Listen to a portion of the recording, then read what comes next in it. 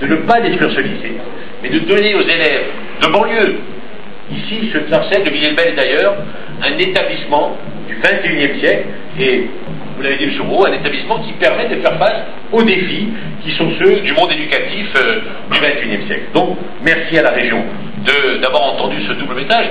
Et M. Roux le disait, le lycée de Sarcelles n'étant pas n'importe lequel, lorsque nous sommes arrivés à la tête de la municipalité avec Dominique Strauss-Kahn, nous sommes allés en délégation avec Jenny Haddad, pour laquelle j'ai une pensée particulière, qui ne peut pas être avec nous, mais qui est, comme moi, ancien élève de ce lycée.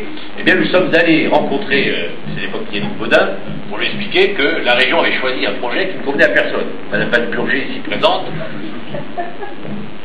en tant qu'ancien professeur, m'avait convaincu avec sa verve habituelle, on ne peut rien lui refuser, Madame Van Purger. Ni en cours, ni une fois qu'on n'est plus dans les cours. Et donc, elle nous a expliqué qu'il ne fallait pas faire ça. Et elle avait raison, parce que le projet qui avait été retenu,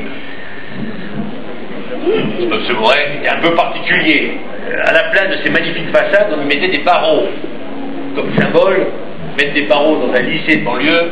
Bon, mais nous ne pouvions pas en vouloir beaucoup à l'architecte qu'il avait imaginé, car lui-même était aussi ancien élève du lycée de Sarcelles. Peut-être qu'il avait vécu ces années dans ce lycée avec un certain traumatisme, et qu'il avait le sentiment qu'il avait vécu derrière des barreaux, qu'il voulait le reproduire, mais qu'ensuite il y avait... Bref, sans faire de la psychanalyse de bas étage, il a fallu que nous demandions au conseil régional d'abandonner ce projet qui avait été retenu et financé.